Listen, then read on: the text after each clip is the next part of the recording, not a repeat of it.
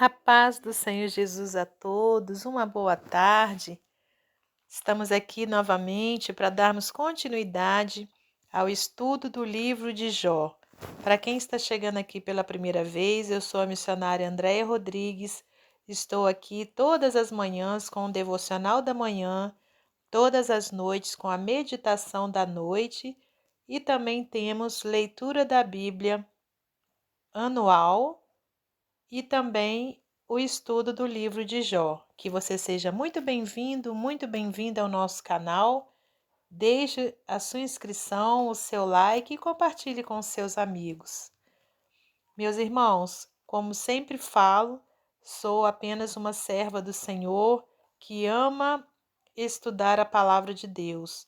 Não sou nenhuma teóloga e não quero com isso achar, que sei todas as coisas, porque a cada momento, a cada dia, a gente vai aprendendo, em primeiro lugar com o Senhor e depois com os irmãos, amém?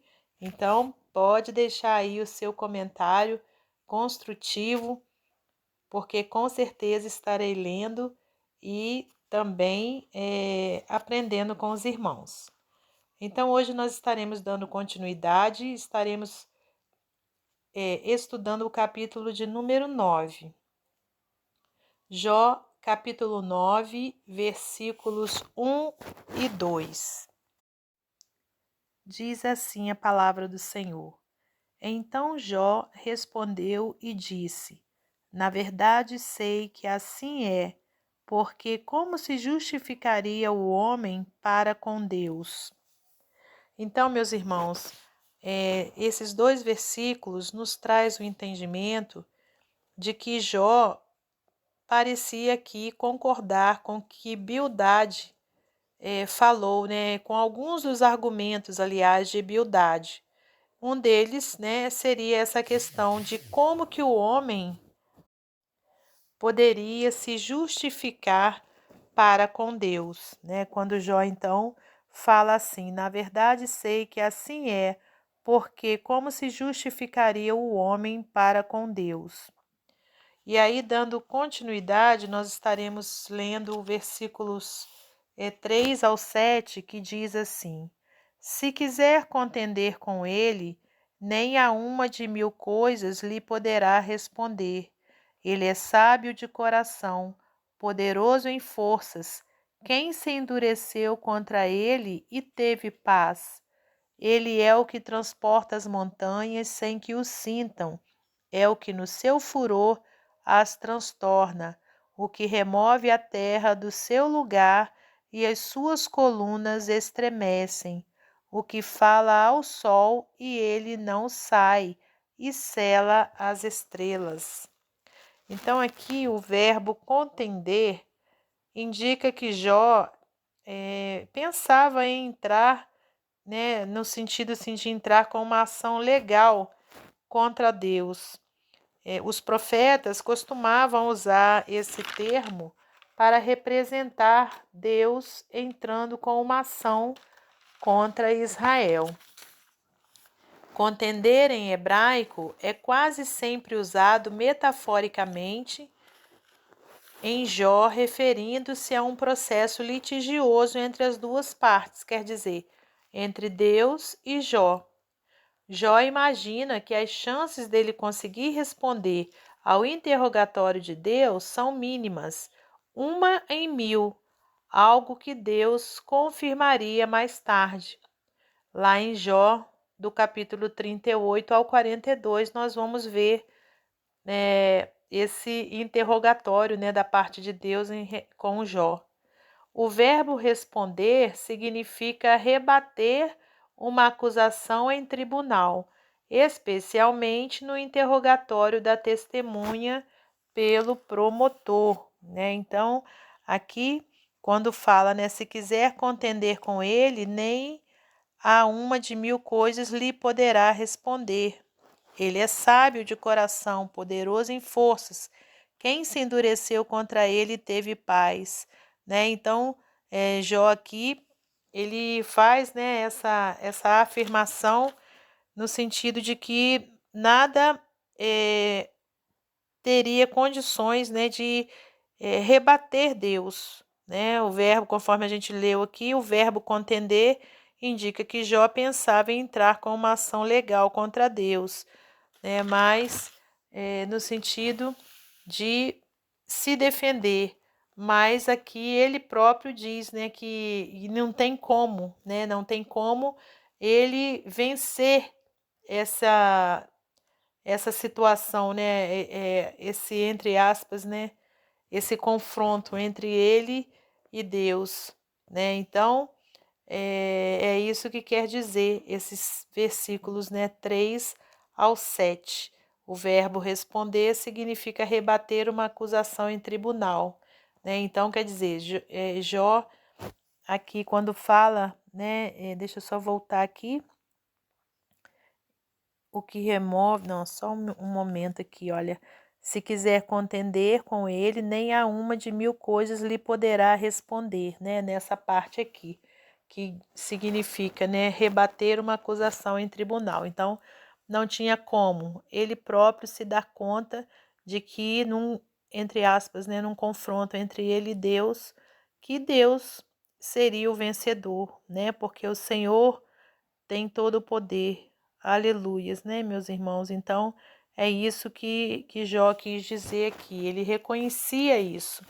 E aqui no capítulo, aliás, no versículo 8, diz assim: O que sozinho estende os céus e anda sobre os altos do mar. Né? Ele está complementando ali os versículos anteriores, onde ele exaltava a Deus, né? Dizendo que o Senhor é o que transporta as montanhas sem que o sintam, é o que no seu furor as transtorna, o que remove a terra do seu lugar e as suas colunas estremecem, o que fala ao sol e ele não sai, e sela as estrelas, o que sozinho estende os céus e anda sobre os altos do mar. Então, pesquisando, eu vi, né, que quando ele, o que ele quis dizer, né, que anda como os altos do mar, sobre os altos do mar, né, significa o seguinte: quando Jó usa a expressão estende os céus, atribui esse fenômeno a Deus sozinho. O fato de que o Senhor anda sobre os altos do mar demonstra o seu controle inigualável sobre as supostas forças do mal. O versículo em questão enfatiza que o mar é simplesmente uma força natural, sob o controle do Deus onipotente. Né? Quando aí na pesquisa que fiz, a palavra altos enfatiza que o Senhor anda sobre o pseudo-deus do mar, Iã, colocando-o sob os seus pés, sob, né, embaixo dos seus pés. Então, e ali, né, fazia parte ali da mitologia ali né, daquela época. Então, ele usou esse termo, né, para declarar que todo o poder, né, estava na mão do Senhor, o que sozinho estende os céus e anda sobre os altos do mar. Então, é isso, né, que quis dizer. Aí agora, no versículo 10, diz assim, olha: o que faz coisas grandes que se não podem esquadrinhar, e maravilhas tais que se não podem contar.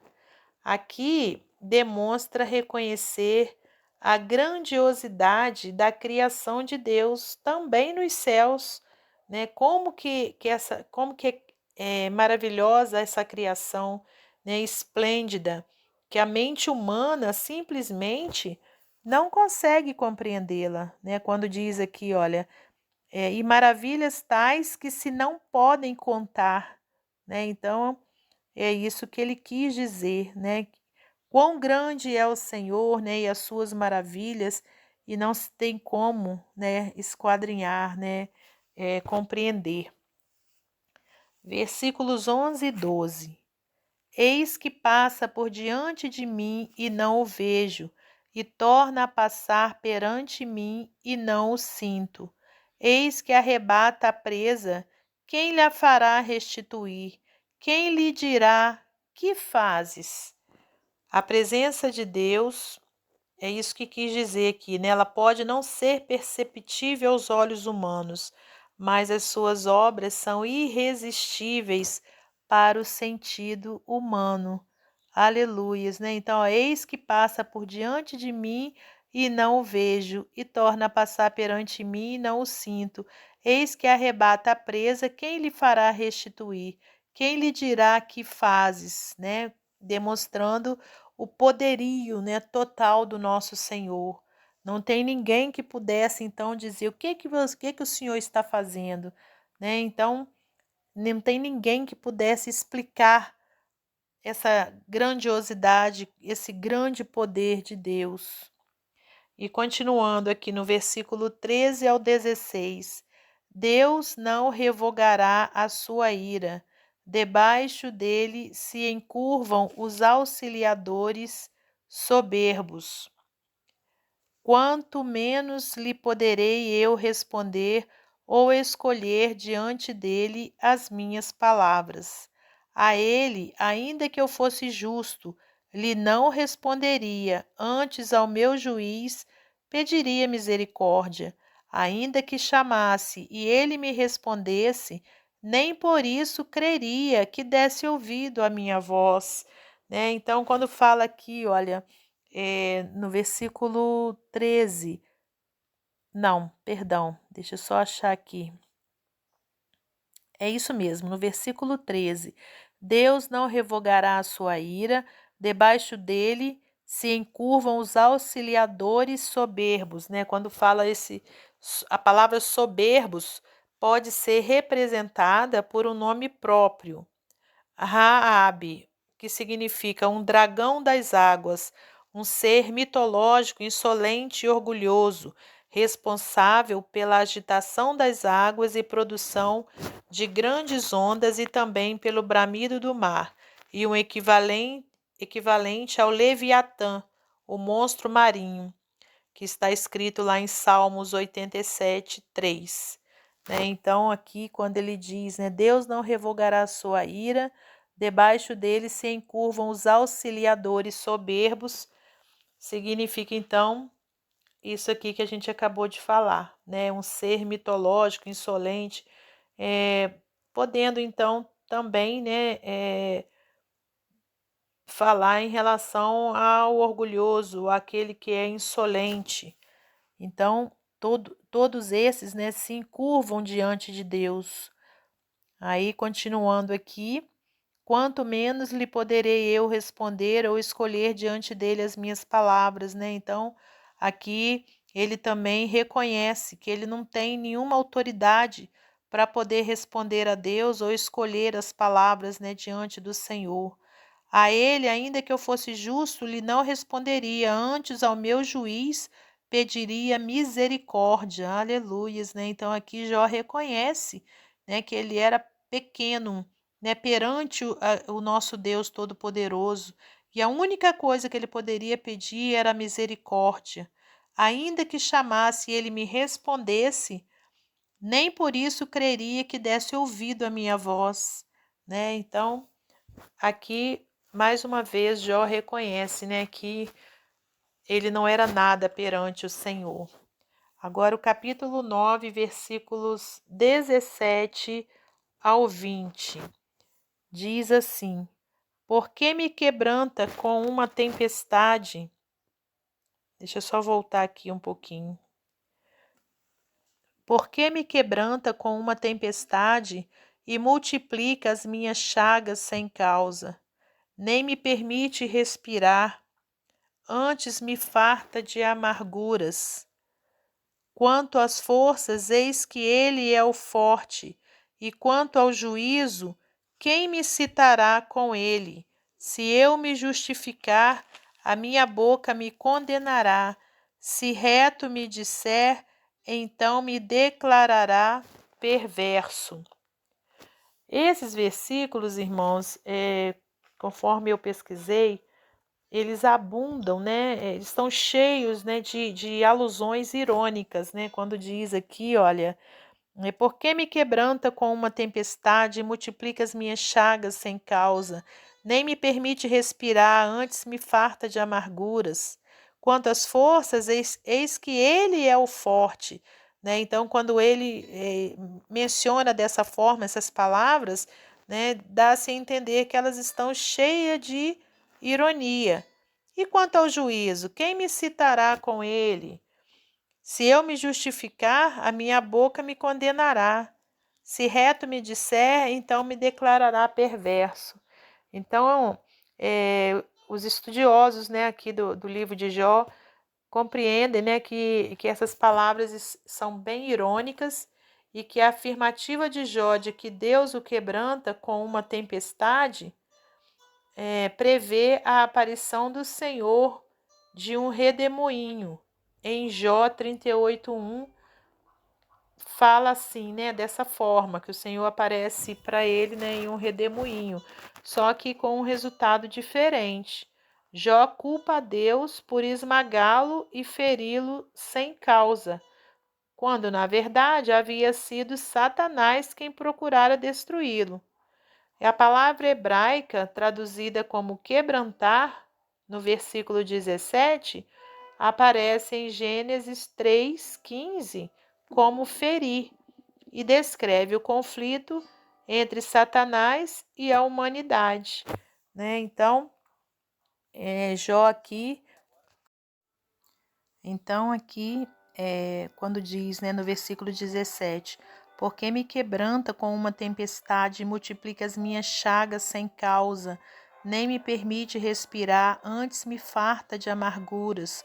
Quanto às forças, eis que ele é o forte, quanto ao juízo, quem me citará com ele? Se eu me justificar, minha boca me condenará. Se reto me disser, então me declarará perverso.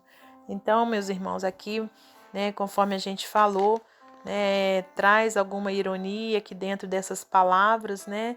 E a gente vê também Jó sem defesa, né? Dizendo que não tem nada que ele fale, nada que ele argumente que vai fazer com que Deus mude ali a sua situação.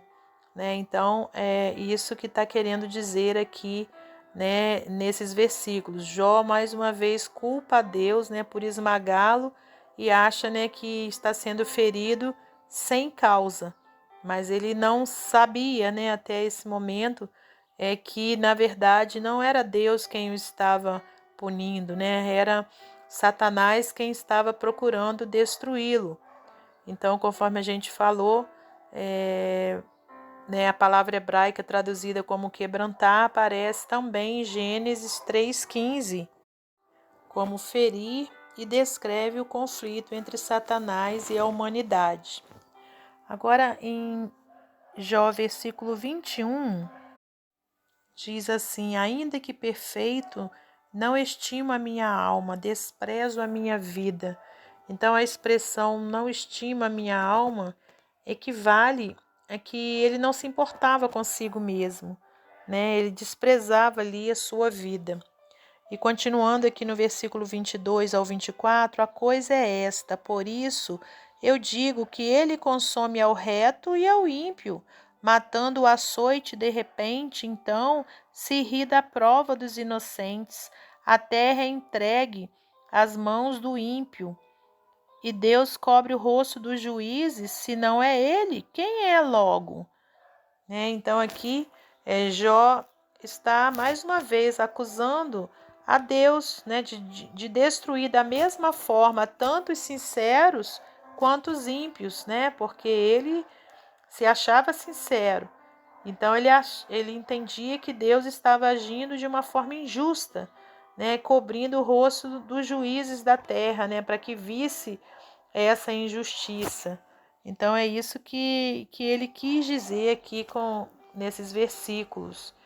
Aí nos versículos 25 ao 28 fala assim: e os meus dias são mais velozes do que um corredor, fugiram e nunca viram o bem. Passam como navios veleiros, como águia que se lança à comida. Se eu disser, eu me esquecerei da minha queixa, mudarei o meu rosto e tomarei alento. Receio todas as minhas dores, porque bem sei que me não terás por inocente, né? Então Jó estava aqui totalmente, né, no que se dá a entender, né, com essas palavras, totalmente revoltado, né, irmãos? Porque e também assim ele estava falando coisas injustas quando ele diz e os meus dias são mais velozes do que um corredor, fugiram e nunca viram o bem. E não tinha sido assim, com certeza, né, até tudo acontecer, né, na vida de Jó, toda essa situação, com certeza ele tinha experimentado, né, o bem de Deus na sua vida.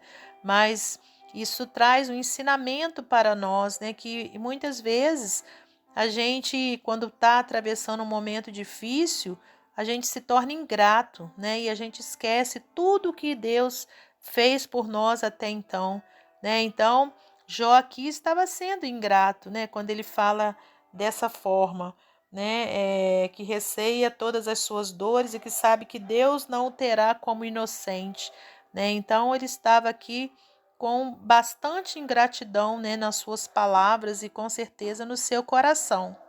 Aí no versículo 29 ao 31 diz assim: E sendo eu ímpio, por que trabalharei em vão? Ainda que me lave com água de neve, purifique as minhas mãos com sabão, mesmo assim me submergirás no fosso e as minhas próprias vestes me abominarão. Né? Então aqui Jó se intitula ímpio e que por mais que ele faça alguma coisa, será em vão, né? Querendo dizer que nada que ele fizer vai ter efeito, né? Ele vai continuar naquele sofrimento que Deus não iria ouvir as suas queixas, né? Então, por que eu trabalharei em vão?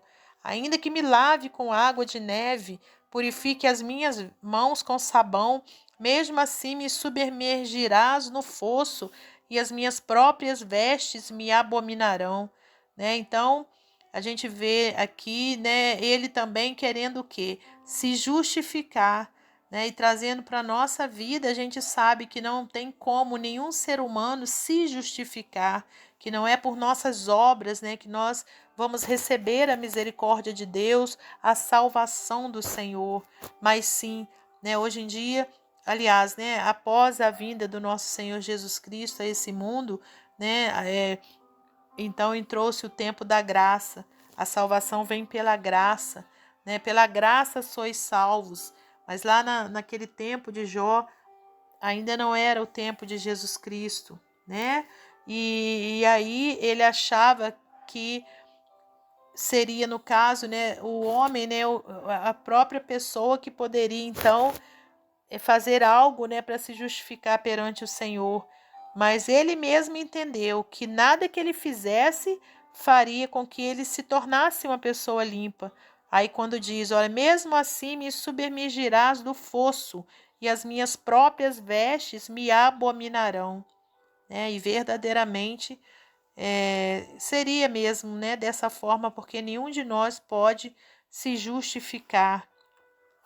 E para finalizar, irmãos, o capítulo 9, versículos 32 ao 35, fala assim: Porque ele não é homem como eu, a quem eu responda, vindo juntamente a juízo. Não há entre nós árbitro que ponha a mão sobre nós ambos. Tire ele a sua vara de cima de mim, e não me amedronte o seu terror. Então falarei e não o temerei, porque assim não estou em mim. Então aqui Jó reclama que Deus não é homem para que ele o leve a juízo. E diz não possuir um árbitro imparcial entre Deus e ele, quer dizer, um mediador que pudesse apresentar o seu caso perante Deus. E louvado seja Deus, irmãos, hoje eu e você, nós temos um verdadeiro mediador, né, entre Deus e nós, que é quem? Jesus Cristo, né? Glórias a Deus. Hoje, quando a gente peca, quando a gente erra, nós temos quem nos justifique, né, que é o nosso Senhor Jesus Cristo. Basta que nos arrependamos, clamemos pelo seu perdão e somos perdoados, né? Aleluias. Pela graça sois salvos. Aleluias. Então, meus irmãos, aqui nesse capítulo, nós vemos Jó confessando, né, a justiça de Deus e entendendo, né, que ele não era nada perante Deus, que por mais que ele fizesse alguma coisa, ele não conseguiria ali, né, o perdão, né, de Deus. Então, é isso que a gente entende aqui nesse capítulo 9. O título desse capítulo é Jó confessa a justiça de Deus e pede alívio para a sua miséria, né? Então, é dessa forma, né, que a gente conseguiu extrair, né, aprendizados aqui desse capítulo, entendimento, aliás, né, desse capítulo. A gente entende que Jó reconheceu, né, quão grande é o Senhor. A gente viu, né, quão grande é o nosso Deus, né? Jó entendeu isso e entendeu também que nada que ele fizesse faria com que Deus mudasse a sua situação.